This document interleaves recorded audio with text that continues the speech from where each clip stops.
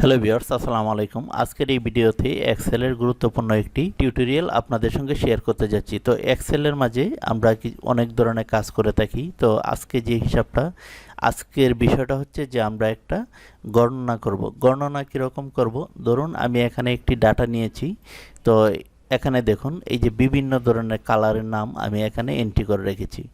তো আমি এখান থেকে কোন কালার এখানে কতবার রয়েছে সেগুলো কিন্তু আমি এখানে দেখুন এই যে রেড কালার এখানে কতবার রয়েছে এটা কাউন্ট করেছি, এবং অরেঞ্জ কালার, গ্রিন কালার, কোন কালারটা কতবার সবচেয়ে রয়েছে, পিঙ্ক কালার। তো পিঙ্ক কালার এখানে লেখা রয়েছে এই যে দেখুন 1 2, তো এরকমভাবে 7 জায়গায় পিঙ্ক কালারটা রয়েছে। তো এখন হিসাবটা হচ্ছে যে আপনি কিভাবে, আমি এখানে কালারের নাম দিয়েছি, যদি আপনার এখানে টাকার অ্যামাউন্ট বা ডিস্ট্রিক্টের নেম বা কোনো মানুষের নেম অথবা যে কিছু যদি আপনার এখানে লেখা থাকে, তো এইগুলো কিভাবে কাউন্ট করবেন খুব ছোট্ট একটি সূত্র ইউজ করে। তো সেই বিষয়টাই আজকের ভিডিওতে আমি আপনাদের সঙ্গে শেয়ার করতে যাচ্ছি।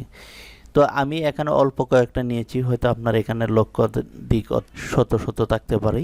তাহলে চলুন ওটা আমরা দেখি যে এটা কিভাবে কাউন্ট করতে হয়। তো আমি প্রথমে এই যে এগুলো আমি কেটে দিব, কেটে দিয়ে আমি এখানে দেখাবো যে আমার এখানে রেড কালার কতগুলো রয়েছে, blue colour, green colour, yellow colour, এই সমস্ত কালার কতগুলো রয়েছে। তো তার জন্য আমি এখানে ক্লিক করব, ক্লিক করার পর এখানে সমান সমান দেব।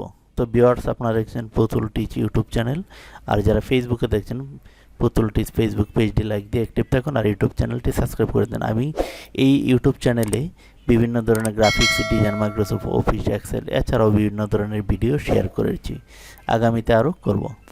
তো এখানে আমি সমান সমান দিলাম, দেওয়ার পর এখানে আমি লিখব কাউন্ট।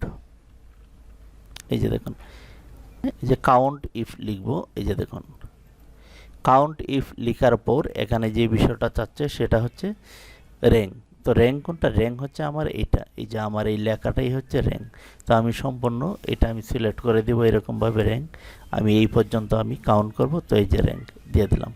তারপরে হচ্ছে আমি এখানে কি বলছে, কমা দেওয়ার জন্য, যে র্যাঙ্কের পরে এখানে কমা রয়েছে, তো আমি এখানে এই যে কমা দিয়ে দিলাম। এখন কি চাচ্ছে? ক্রাইটেরিয়া। ক্রাইটেরিয়া হচ্ছে আমি এই যে এখানে এই যে রেড কালার আমি সিলেক্ট করে দিয়ে দেবো।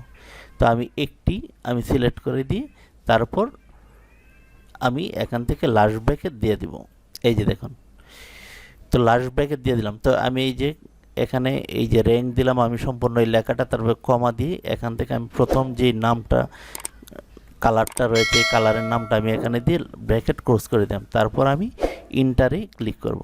এই যে দেখুন, তো ইন্টারে ক্লিক করার পর এখানে দেখুন রেড কালার রয়েছে আমার 3টি। তো তারপর আমি এটা সিলেক্ট করে আমি এরকমভাবে যদি টেনে দিই, তখন এই যে দেখুন এখন এখানে কিন্তু শো করছে আপনার এই যে দেখুন সবচেয়ে বেশি কালার রয়েছে কোনটা, পিঙ্ক কালারটা বেশি রয়েছে, তারপরে রয়েছে আপনার ব্ল্যাক কালার।